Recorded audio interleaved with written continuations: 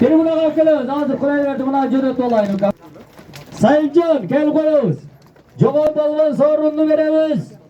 Hoş Allah'ın Avukatı Rayonu Kengeş Aylık Hükümeti Arbın Ayılı. Ahmet Kasım Ağam'ın oğlu Kuday verdi ballan. Aslında mingen at. Marat Dosunun Volga degen atı menen Kuday verdi. Çüdeyem bir kallo tileyindeydi kan. Assalamu alaikum. Sizlerge kelgen polvonlar, sagallar. Akağızдағы жақсы өмір менен, жақсы ой менен мақ беріп жатты екенмін деп тойды көріп.